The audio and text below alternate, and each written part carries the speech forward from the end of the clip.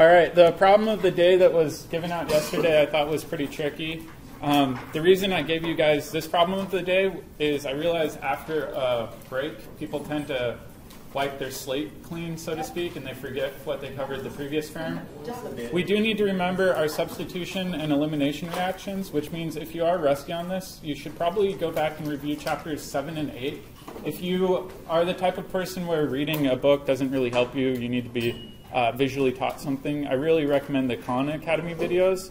They're brief 15-minute videos on a topic, and they're great review tools. So if you don't feel like you understand elimination, I would recommend taking a look at those.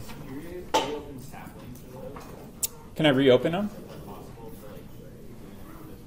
I can talk to the sapling guy. I might be able to go in manually and extend the sapling if you'd like to go back and review some of those. That's a good question. All right, so let's take a look at the problem of the day.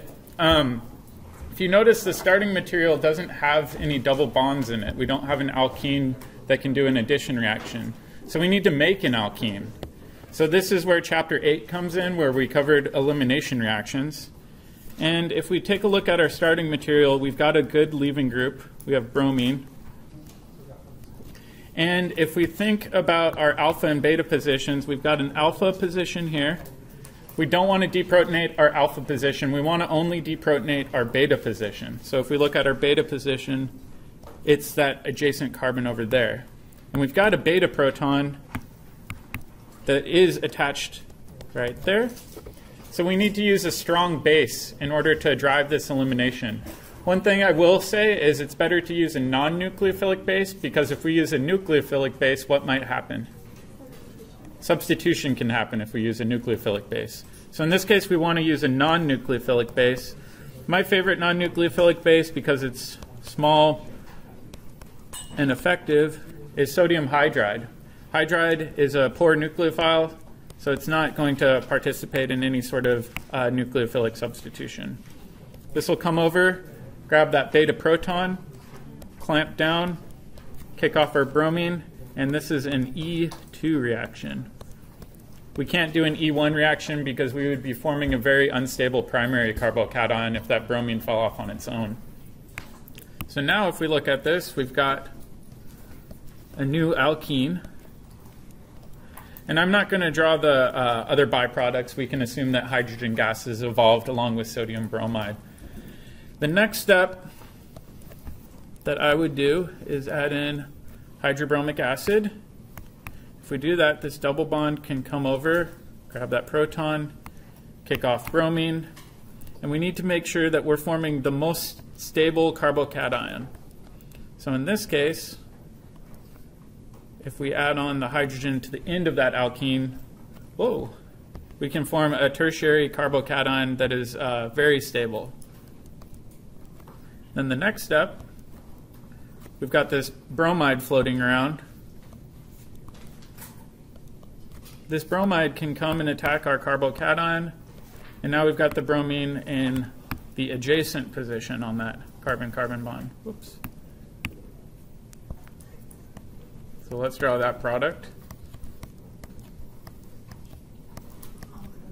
So we've got bromine there. Next step would be another E2 elimination reaction. So if we have some more hydride around, we've got some beta protons over here that we can use for the E2 elimination. This will come over, grab an anticoplanar beta proton. I'm not showing stereochemistry, but it's important to remember that it needs to be anticoplanar. This will clamp down, and it will kick off our bromine. After we've done that, we've got our alkene in a good position. And if we go back and we look at our starting material, or our desired product, we want to install our alcohol on the less substituted side of alkene, so that green dot that I drew in. So how do... It means it's anti-Markovnikov. And this is where we need to use our hydroboration. So we talked about that yesterday. Hydroboration is our anti-Markovnikov hydration technique. And this has two steps. First step is the hydroboration, so BH3.THF. The second step is our oxidation. and that is hydrogen peroxide and sodium hydroxide. And by doing that, we can install our alcohol and our hydrogen on the syn face. So I'm going to actually draw them in using green.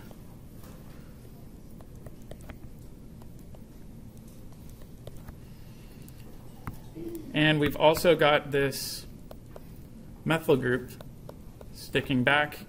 And I don't want to waste time by drawing out the other enantiomer, but you can imagine you're also going to get the other enantiomer of this product. The key thing to remember for hydroboration oxidation is your product should be syn addition of an alcohol and hydrogen, and the alcohol should add to the less substituted side of the alkene. I don't expect you guys to go through the entire mechanism for this, but you can look up the mechanism in the supplemental video section on the class website if you'd like to see how this mechanism works. Are there any questions with the problem of the day? All right, so let's move on and go back to our catalytic hydrogenation reactions. And yesterday we said if we have a double bond, we can treat it with hydrogen gas in the presence of platinum or palladium, and that hydrogen gas will add across the double bond on the same face. So if we look at the example drawn on top there, the hydrogen adds to the same side of that double bond. You're not going to get anti-addition of your hydrogens. The interesting example I was giving you guys yesterday was about hydrogenation of fats. And this is a big popular topic right now. We like to convert liquid vegetable oils to solid oils that can be used in things like Crisco or deep fat frying. The problem with doing this is if we only partially hydrogenate it, we get the cis-trans isomerism, where we can actually make the trans fat on accident.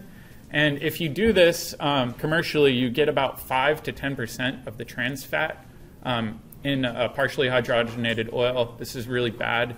And we're trying to figure out ways as chemists to get around this or to use an alternative oil that is a natural saturated fat that doesn't have any of the trans unsaturated fat in it.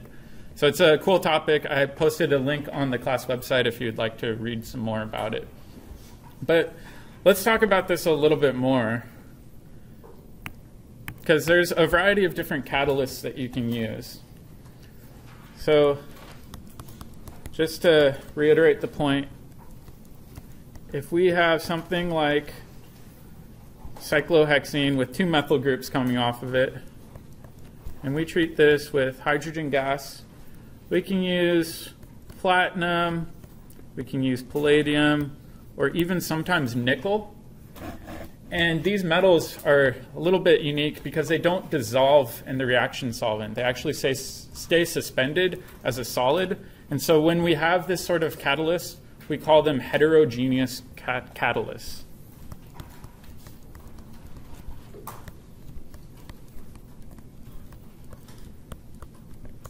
Catalysts. That means that they don't dissolve. The most common one that's used is palladium. Specifically, they embed palladium on the surface of carbon, so it looks like graphite, but it actually has a trace amount of palladium in it. They put it in a flask, they pressurize it with hydrogen, and then they just shake it. And after about 20 minutes, all of your double bonds have been saturated down to single bonds, and it's important to remember that your hydrogens are going to add on that same face. So in this case, we'd have 2 hydrogens sticking up,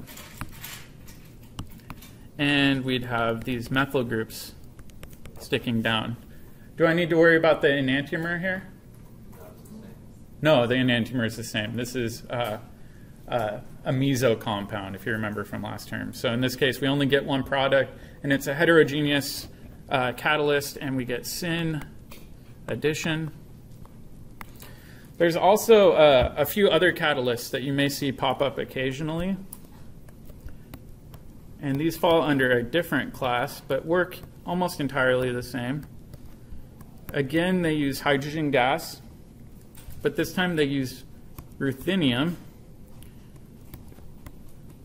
And they've got a bunch of special ligands on them. And same thing happens with these reactions. You get syn addition of hydrogen across a double bond.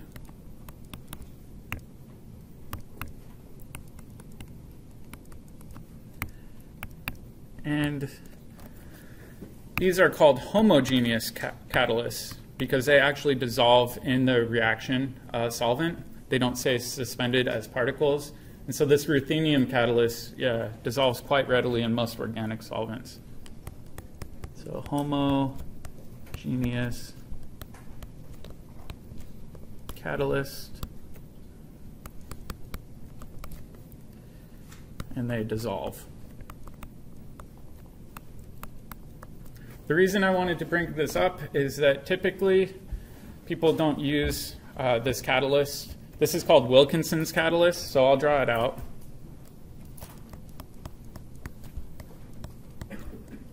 So it's Wilkinson's catalyst. And so it's got this ruthenium center. Uh-oh. Where'd it go? There we go. It's got a ruthenium center. And then it's got these phosphine ligands. And if you remember, pH is just the abbreviation for benzene. So it's got 3 of these groups attached.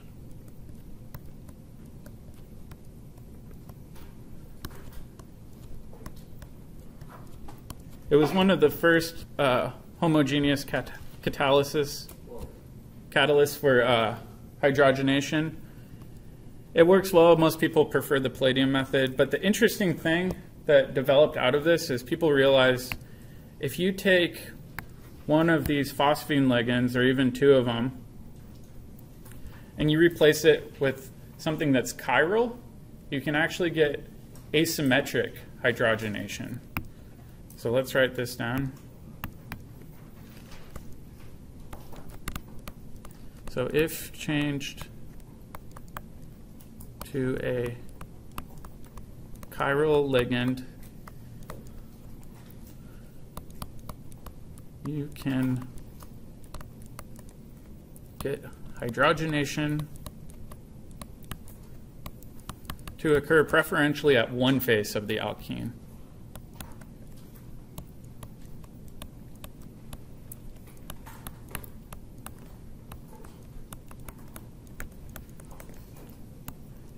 At one face of an alkene.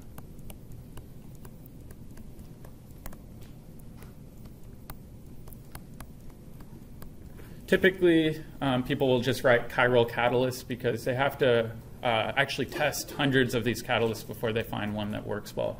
This is a really big deal with the drug industry right now, and they use chiral hydrogenation techniques pretty regularly in drug development and synthesis.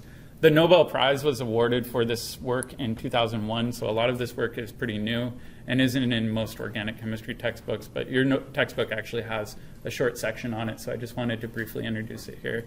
So Wilkinson's catalyst is a homogeneous catalyst, and there are quite a few chiral catalysts available as well. We just don't see them in most of our book of problems. Are there any questions on the hydrogenation? One thing to watch out for with hydrogenation is you often get a mixture of stereoisomers, just like with all of our other addition reactions, so always watch out for stereoisomers.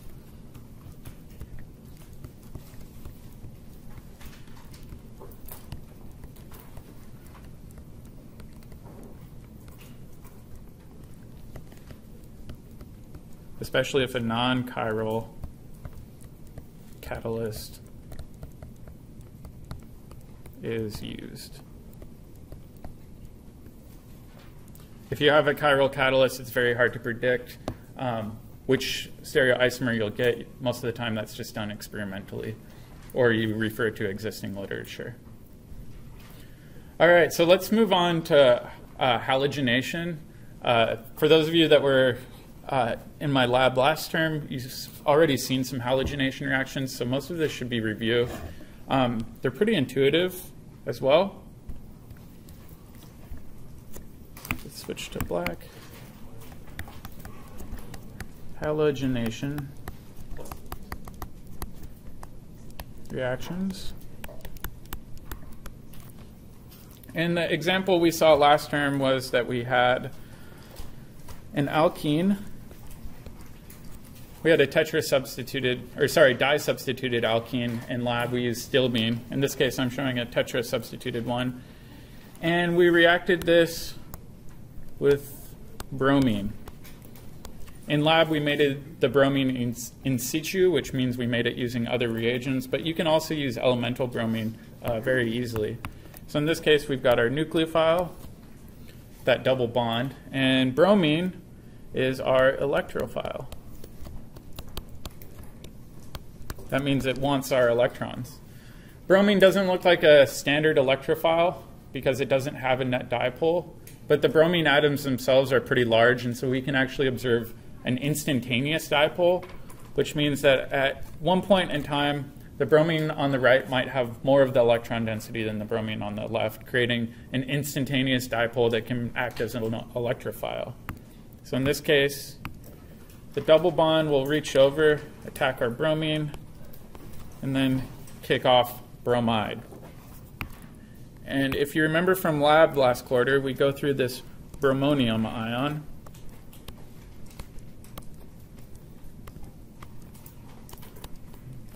Where this bromine acts as a bridgehead. So we form this really strained three-membered ring, and we refer to this as our bromonium ion.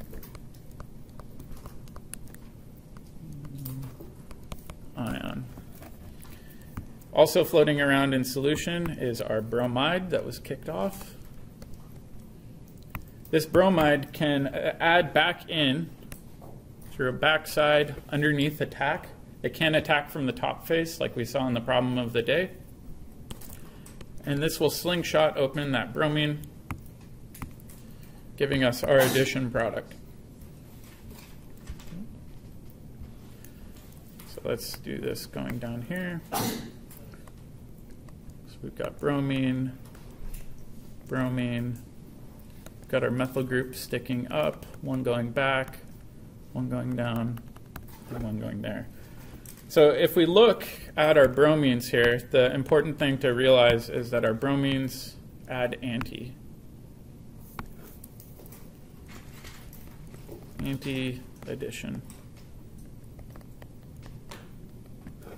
They won't add on the same face of a double bond like we saw with hydrogenation. They'll always add on the opposite face because of this bromonium ion intermediate. The only option is to get anti-addition here. The interesting thing that a student asked me last year that made me think of a seminar that I went to was, can you do this using fluorine? The answer is you can do it with fluorine, but chances are you'll blow up your hood. Fluorine is very, very, very reactive, and so it's typically avoided for these sorts of reactions. It's too exothermic, it's almost completely uncontrollable. And as the guy said that was giving the seminar, he said, I'll give you 3 reasons not to do fluorine chemistry, and he held up his 3 remaining fingers.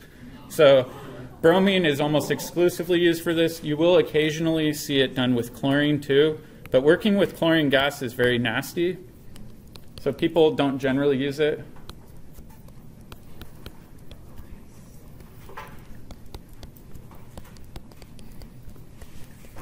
And you don't typically see it with iodine either, because it's also very reactive and tends to fall apart. It just doesn't explode the way fluorine does.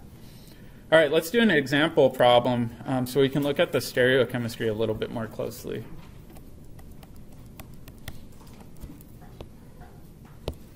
All right, so for this example, let's pick a more complicated alkene.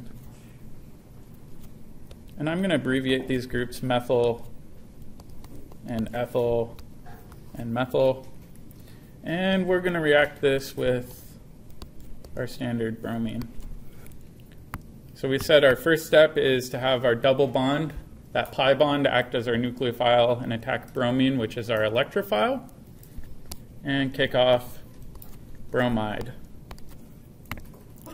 And if we do this, we can actually get 2 products, because if you think about that pi bond in the p orbital, we've got that upper lobe and the bottom lobe, so we can have that attack occur from either face of the pi bond. They're both equally as likely.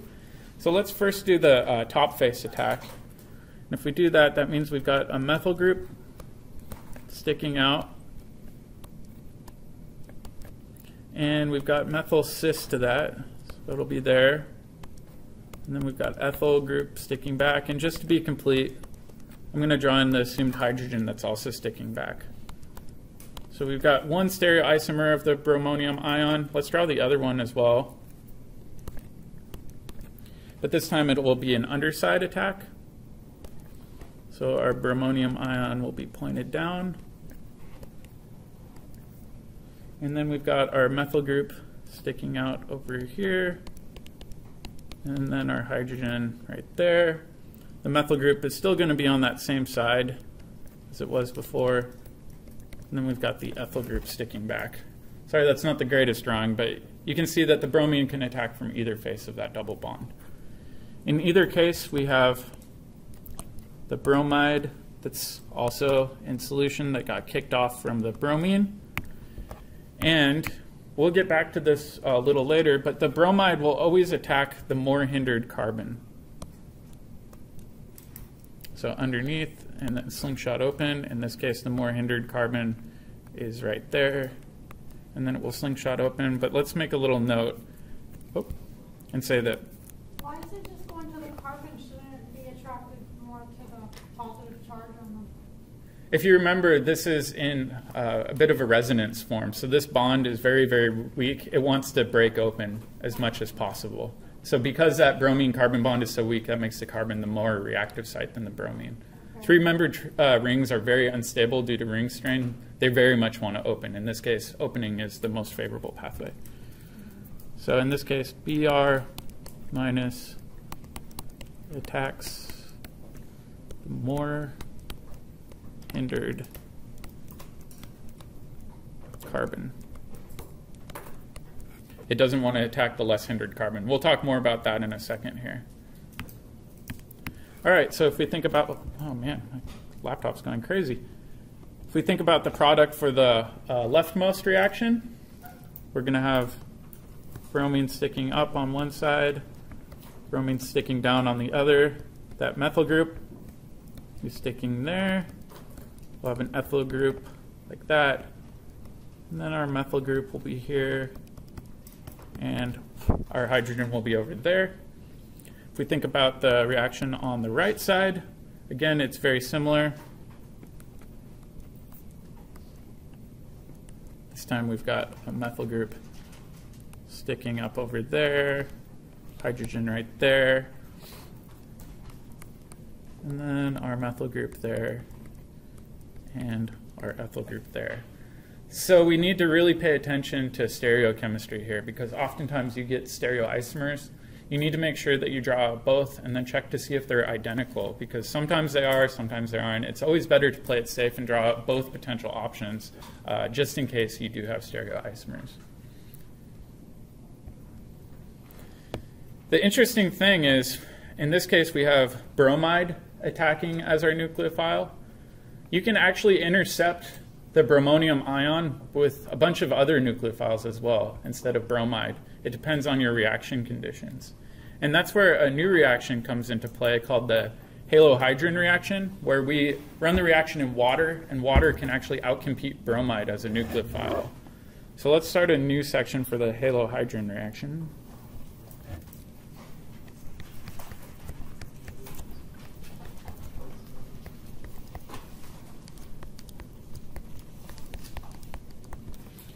And so if we think about our last example, we said, all right, if you have bromine, bromine can be an electrophile, so this double bond will attack it and we'll kick off our bromide. But what if we have another nucleophile in solution, something like water?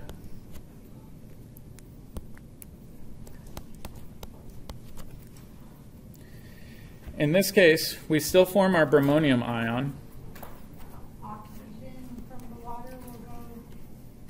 Yeah, the oxygen can act as a nucleophile and attack our bromonium ion. But let's first draw our bromonium ion, and then we'll see what's going on here.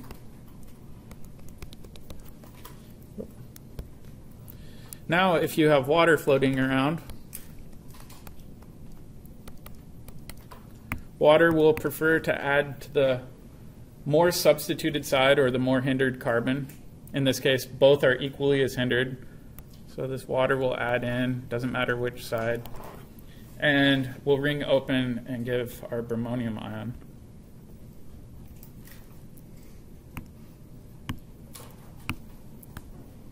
Or sorry, not our bromonium ion, our new product. We're not quite done yet.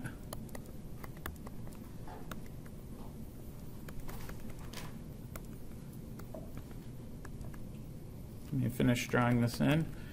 What do we need to do? Deprotonate. So we always need to remember our deprotonation step. So in this case, it's assumed that if we're trying to outcompete bromide as our nucleophile, we're going to add a lot of water to this reaction mixture. So we've got an excess of water floating around. This water we know can act as a weak base. Grab this proton, kick down electrons onto the oxygen, and get our final alcohol product.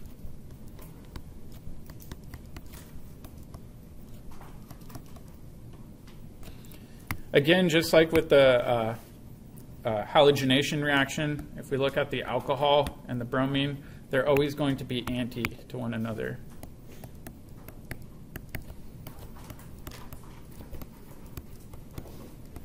Anti-addition of our bromine and our alcohol. Yep. So the bromide ion that is not going to do anything in this reaction? Yeah, in this case, there's if you look at it, it's not the greatest nucleophile because it's very stable on its own. It's the conjugate base of a strong acid. Water, just by having more of it around and being a decent nucleophile, will outcompete most of the bromide, if not all of the bromide. So you can try to run the reaction with a huge excess of water and then really favor the alcohol product. Yeah? The water would attack the more hindered side if there was one. Yeah, if there were one. And we'll talk about that here in a second here. So the key thing to remember for this reaction is that water outcompetes Br minus as a nucleophile.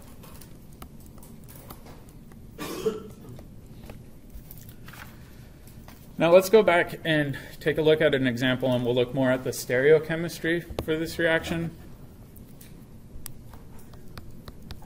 And I'm going to try to use a simple example because it is a little weird to think about. So let's use this di-substituted alkene. Let's assume we have Br, Br, H2O. Our bromine, just like always, will act as our electrophile. Our nucleophile will attack it, kick off bromide. So let's draw our bromonium ion.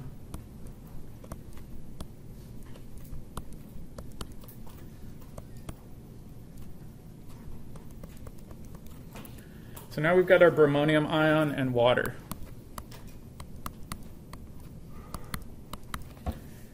Let's draw out both potential products. And one of them, I'll do the reaction in blue, just to show the incorrect version. And we'll say, what happens if it attacks the less hindered side and tries to slingshot it open? I mean, we can draw whatever we want. It doesn't necessarily mean it's right, but we can investigate it. And we can say, all right, the bromine's still there. We're starting to break that bond. So our bromonium ion isn't quite what it used to be in the transition state. And we're starting to form this new bond between the water and that carbon. The methyl groups are pretty much unchanged. And this bromine now has a partial positive. This carbon has a partial positive. And this oxygen has a partial positive as well. So this would be the transition state. So I'll do the brackets and double dagger because we can't really isolate this at all. Bonds are being made and broken. Now let's compare this to the reaction using green and say, all right, instead of attacking the less hindered side, let's attack the more hindered side and compare the transition states.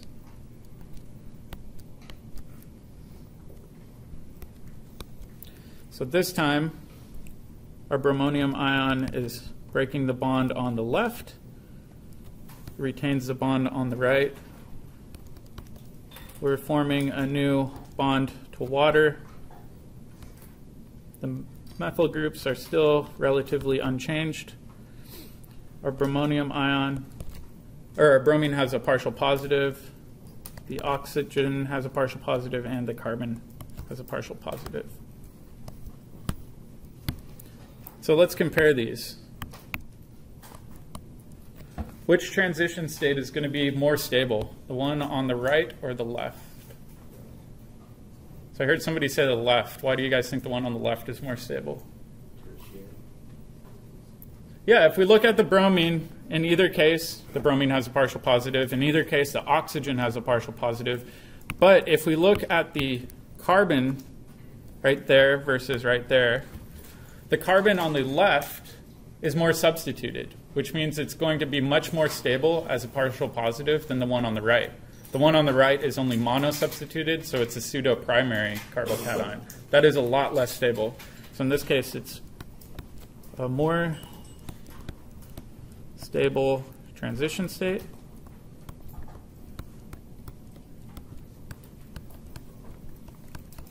Which means this product on the right is likely not to occur because the activation energy required to get to the transition state on the left is significantly lower. Yep? Go up? Okay. So you should always assume it's going to attack the more hindered side. Always assume it's going to attack the more hindered side, especially if the atom on top, this bromine, if that has a positive charge. We'll talk more about some examples with oxygen, where oxygen can either be positive or neutral, and then the rules change a bit. Would you call it like a pseudo-cation? It's not quite a cation, it's just got a partial positive charge on it. So we're just looking at the transition state. So let's draw the product that we would get out from this reaction. And if we do this, we've got our oxygen adding in from that bottom side. Our bromine will be on the top side. And we're not quite done. We've got water around. Very last step, deprotonate. And if we do this, we finally get to our alcohol product. Again, that's anti to our bromine. So the main thing to remember for these reactions is you get anti-addition and your water adds to the more substituted side. Anti-addition, OH adds, sorry guys, let me scroll up, to the more substituted side.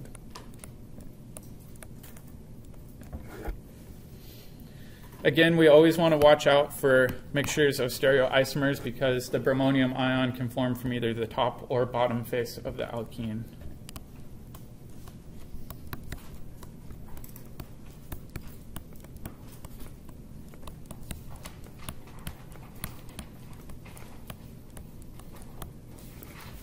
All right, are there any questions with this? Yeah?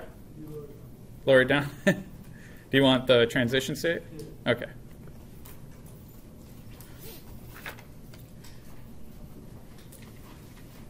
All right, so let's do some anti-dihydroxylation. Right now, we've only seen techniques where we can install one alcohol, not two. Sometimes we want to form diols, which is just two alcohols adding across a double bond. And if we do that, we have a couple different techniques available to us. Each technique offers its own benefits, and we'll go over each of those here in a second. So anti-dihydroxylation. I'll draw the overall mechanism first, or the overall reaction, sorry. And then we'll briefly cover the mechanism, but we're not going to go into much detail on this. So the first thing you add to your alkene is a compound called MCPBA. The second thing you add is a catalytic amount of your acid. And then you can typically add water or some sort of nucleophile. It doesn't really matter which nucleophile you use, but typically for a dihydroxylation, you add water. You can use any sort of nucleophile, whether it's a thiol or alcohol, though. And if you do this, you get two different products. So I'll draw in the two different products you get. You get one where the alcohol on the top is a wedge. Then you get one where you get the enantiomer.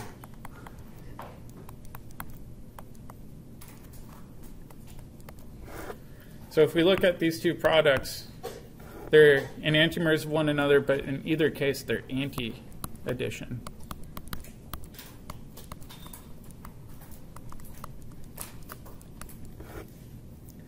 Now, I'm not a big fan of alphabet soup, but let's go over what MCPBA means.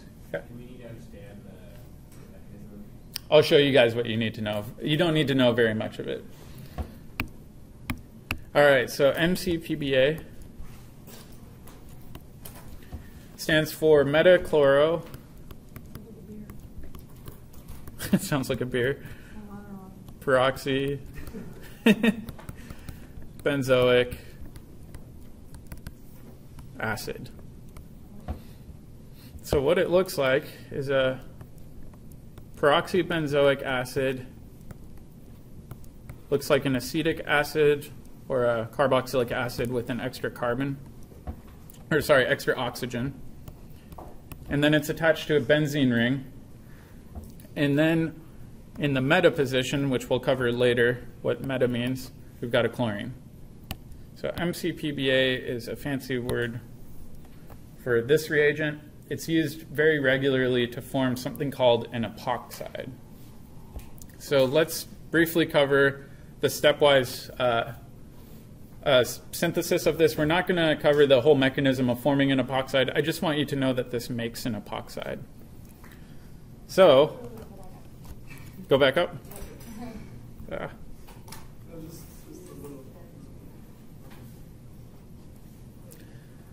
So an epoxide looks really similar to a bromonium ion, except it's neutral. It doesn't have a charge on it yet.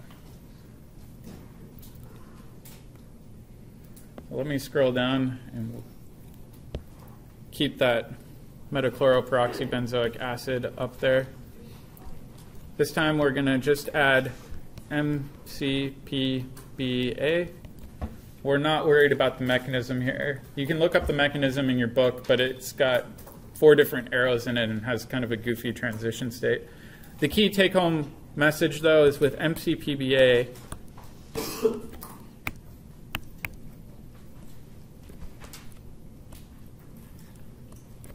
you get this new 3-membered ring with an oxygen in it. And these are called epoxides.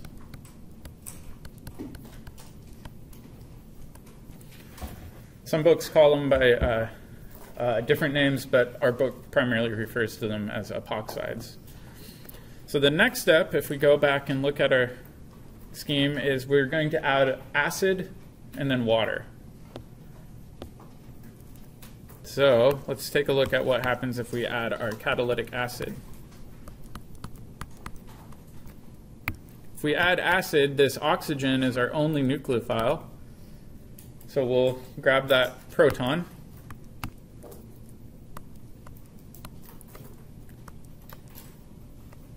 And I'm going to switch back to black for it now. And now we've got a protonated epoxide. Now the next thing we're going to do is we're going to add our water. And this looks pretty reminiscent of our bromonium ion, right? We've got a charged atom and a strained 3-membered ring. We're going to want to attack the more hindered side.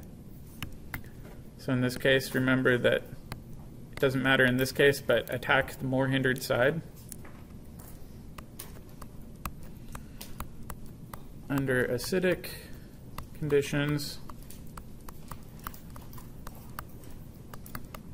the nucleophile adds to the more hindered side.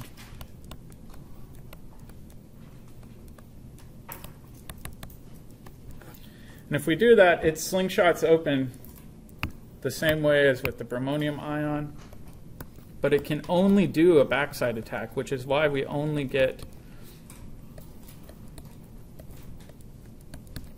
the anti-product. And I'm not drawing the enantiomer, but you can imagine that with this double bond in the MCPBA, the epoxide can form from either the top face of the double bond or the bottom face. So the last step is if we have water around, we can deprotonate.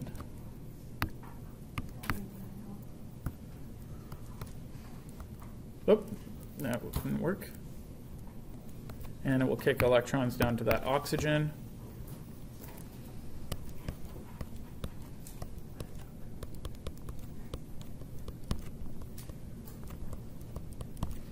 And we would also observe our enantiomer, so I'll abbreviate that as EN. The main thing to remember here is that we get anti-addition.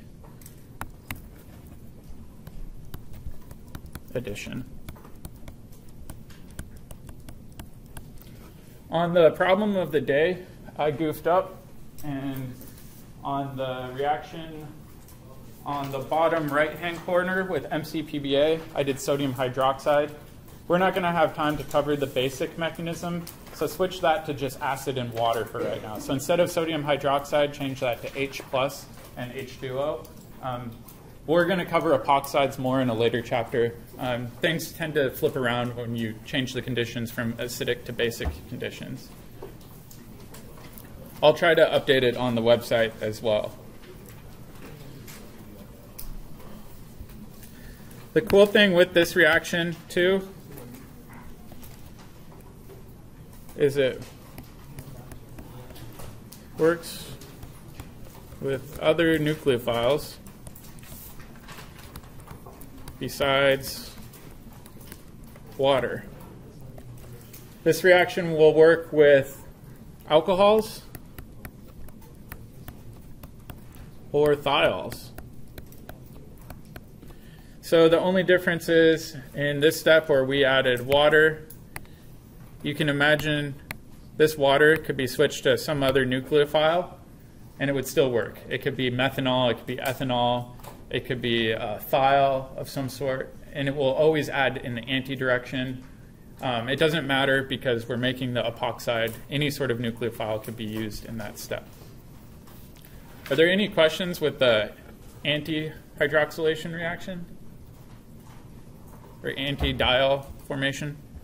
So we always form the ring, and then our water is going to attack from the left-handed side. Exactly. In either case, you're going to go through this epoxide intermediate, but that nucleophile water that's highlighted in purple, it can be any nucleophile. Oftentimes it is water, though, because people oftentimes are looking to form a diol. And then we want it to be anti-addition. You always want it to be anti-addition. All right. So let's do syn hydroxylation really quick.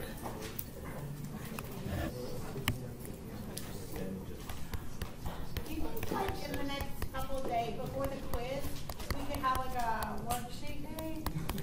I'll see if I can get you guys one by by the weekend to work on. But I would recommend going through sapling. I went on sapling the other day, and only a handful of people had actually gone through and started working on it. Is the quiz on pretty much all sapling chapter 9? It will be on all of chapter 9. Why is this not working? Then after this week, we're done with chapter 9. Yeah, after this week, we'll be done with chapter 9. All right, I'm having problems with this. It's not, oh, there we go. All right.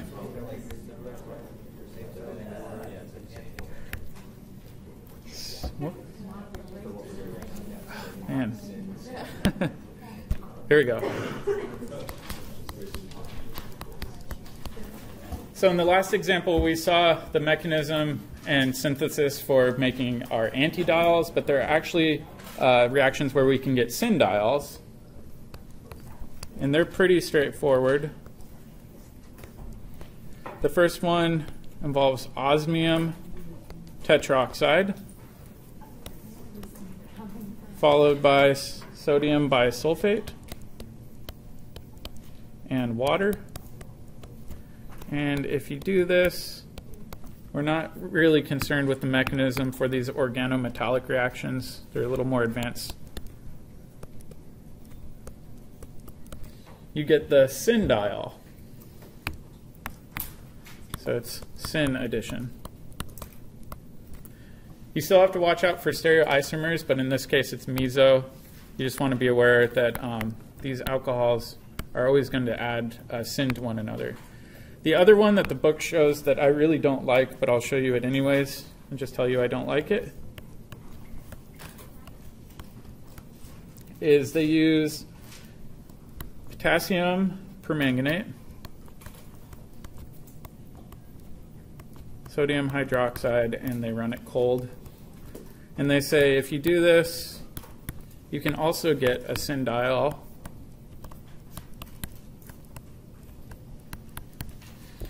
But the thing I don't like about this is it's kind of like trying to kill a housefly with a cannonball.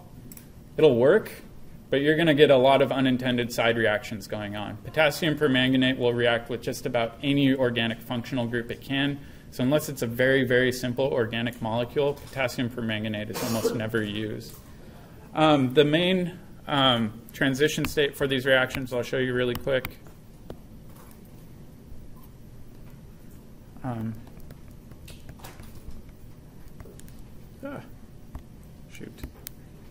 Intermediate is if you have this alkene, the osmium will react with it. So osmium doesn't follow the octet rules because it's a transition metal. What will happen is this double bond will come over, bind there, that pi bond, will kick down onto the osmium, and then this pi bond will hop over. And so this all adds to one face. I'm not overly concerned with you knowing this mechanism. I just wanted to show it to you so that you can see why the alcohol formation occurs only on one face instead of anti. So this is called a cyclic osmate ester.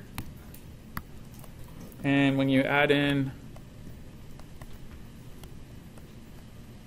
sodium bisulfate and water, you can pop off that cyclic osmate ester and form your syn diol. All right, I think we're going to stop there today. If you look at the problem of the day, we didn't get a chance to cover the reaction with ozone, which is O3. So that bottom left-hand reaction with O3 and zinc, just ignore that one for right now. You can leave it blank. I was hoping to get that far today. We'll cover it tomorrow, and we'll do a little bit of review tomorrow. Make sure that you work on sapling.